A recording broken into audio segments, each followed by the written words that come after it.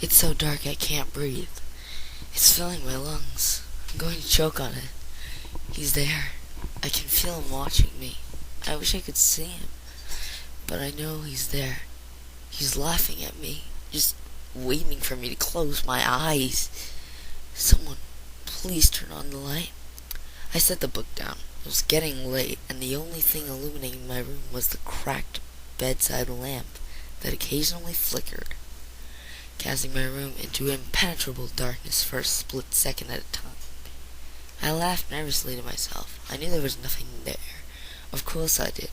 I'd grown out of the tales of ghosts and ghouls and monsters that had been my favourite as a kid. At least I thought I had. Until I got the email. It was from an address I didn't recognise, and it came to me one night as I was staying up late to finish my homework. I probably should have questioned its source before I clicked on it. I've never been very good at keeping my laptop virus-free. Nevertheless, curiosity won me over. It had been sent to a large number of emails, and the subject line read, rather simply, "It's here." What was there? It had all become clear when I clicked. A simple hyperlink directed me to an eBay page advertising an archaic-looking book. It wasn't a title I've ever heard of, and it didn't even include the author's name.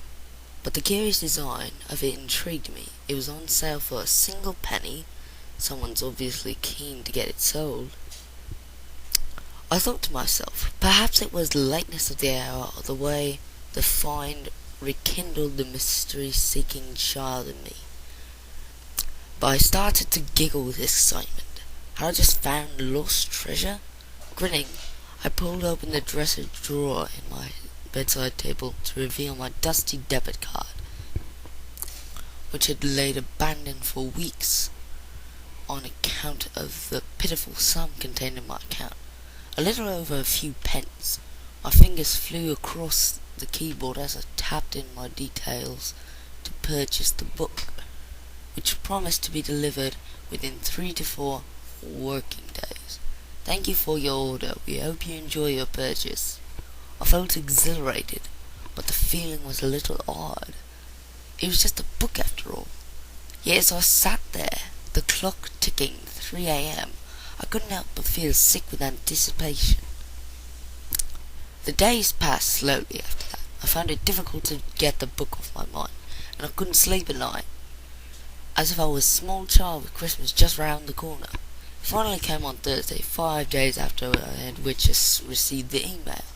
My mum had taken it, probably suspicious about what it was, as I rarely ordered anything for myself. But I was 17, and she was being a nosy bitch. I wasted no time in snatching it from her grip, yelling something over my shoulder about how she should mind her own business. She shouted something back, but I had already slammed my bedroom door, eager to finally get my hands on the book. The package was plain, wrapped in brown paper with my address scrawled sloppily across the front. I flipped it and scratched out the tape holding it together. Even when my fingers started to bleed after days of nervous nail biting, I didn't stop, and after what felt like hours of the brown tape gave way, the book tumbled to the floor, landing with a heavy thud. I gingerly picked it up and sat on my bed. It was bound by some sort of animal skin that looked like leather but felt softer, and smelt somewhat revolting. It wasn't a strong smell, but it was distinctive, and certainly wasn't leather. Opening the book after the long waltz felt something daunting, and I was hesitant. The sound of my mum weeping softly in the kitchen snapped me out of my daze, and I suddenly felt disgusted at myself for giving her a hard time.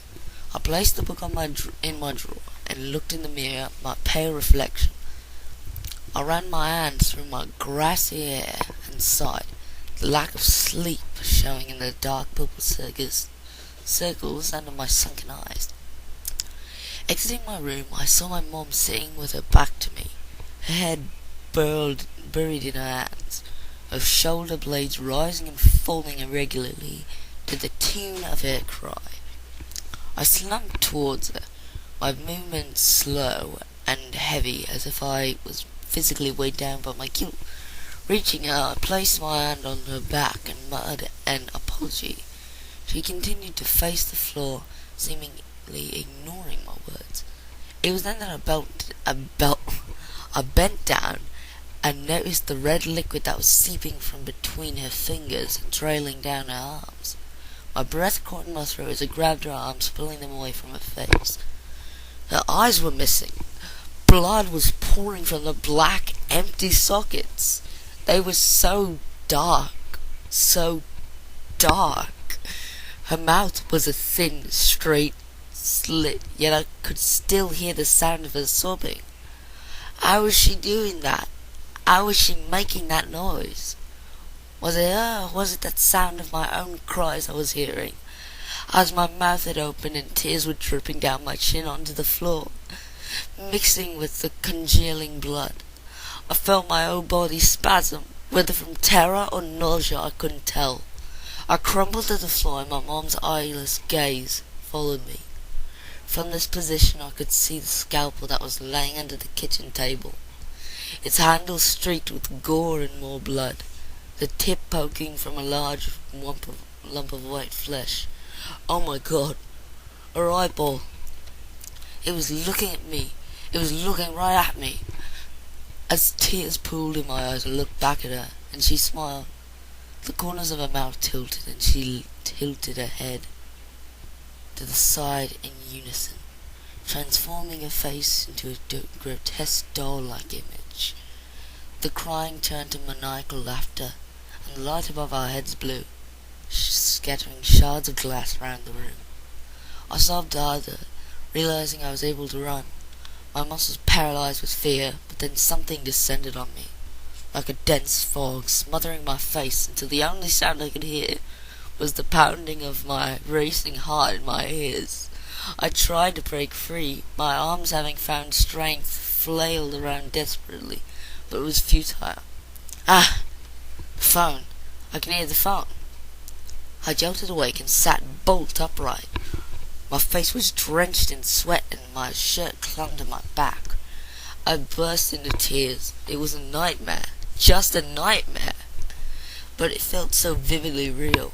Down the hall I heard my mom answer the ringing phone. Relief washed over me, taking the uneasy feeling with it. But I wondered how I'd managed to fall asleep. I didn't remember going to bed. Still shaking slightly, I levered myself off the bed and into the bathroom to wash my face. I passed my mom, who was chattering to my aunt, and she smiled at me. I smiled back, a genuine grin that felt unfamiliar to my tired facial muscles. I hadn't smiled like that in days. The book. I'd almost forgotten the book. In all that excitement, my mind had wandered off the book. Maybe now I finally get a chance to read it. Dashing back to my room, I called to my mom saying I wasn't hungry and that I was doing homework, so to not disturb me. With my racing thoughts, I had no idea if she heard me. I read and read until my eyes started to go blurry with fatigue. Every page I turned, I expected to be better than the previous, but I was thoroughly disappointed. I sighed heavily. The book seemed to be nothing more than the ramblings of a madman, as if I'd just purchased some crazy guy's diary. That was until I reached about halfway through. I flipped the page, about to set it down and call it a night, when I saw that it was the last entry. The ink was imprinted deep into the paper from the weight of the writer's hand, and it was shaky, like you might write if you had your eyes closed. I read, and carefully put the book down. I put it down because it was late, not because I was afraid, I told myself. Yet I couldn't help glancing nervously around my room, casting shadow. That pathetic lamp was supposed to be keeping it light was getting old and falling and failing. And oh man, I hadn't even closed the curtains. I got up to close them when I suddenly found myself terrified. Remembering the dream I had experienced earlier, how could I be sure? How could I be sure that I was awake? Paranoia wasn't something I usually felt, but now it swallowed me up whole. The eyes, they were so dark, so black. They were drawing me in, grabbing at me. What if I was back in that nightmare world? I shuddered at the thought, but I got up. I wish I had never gone to the window. Looking out, I saw the man that was standing just beyond the pool of yellow that was cast by the street light. His malformed outline was barely visible, but it was there. Arms that were far too long for his body hung limply by his side, and his pale flesh reflected the moonlight ever so slightly, mottled with brown lumps that looked like rotten flesh. His continuous stare was only broken when a wailing police car sped down the road between him and me, momentarily blocking my view. When it passed, he had vanished. With a fizzle, my bedside lamp died, plunging much of my room into complete darkness. Save for the square of light coming through the window, I froze. I had to stay out of the dark. The book was trying to warn me. Panicking, I dashed to the door and flung it wide, desperate to bathe myself in the unnatural glow of the hallway. The lights were on. What time is it? I'd never experienced darkness so intense. It was so black it flooded my whole body and weighed me down, as if it were alive and trapping me. It's here, I thought. It's here. I turned around to find the man standing in the doorway. I went cold as I felt all the blood drain from my face. Even in near pitch black, I could see he was hideous. Gangrenous flesh dripped from his frame. The stench was unbearable. I recognized the smell from the book cover. Revulsion overcame me as I realized it was his skin. Nausea overpowered me as I bent over and deposited what was left of my lunch at his feet. I could have sworn I heard him laugh. That same maniacal laugh that had emitted from my mother's mouth. "Don't close your eyes," I whispered to myself. "Don't let him inside you." Just when it was becoming excruciating to keep my eyes open, I was sure he was about to descend on me. The light above my head abruptly flickered to life and he vanished.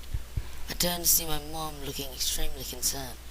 I was twitching, and my bloodshot eyes with tears splashing from them looked desperately at her.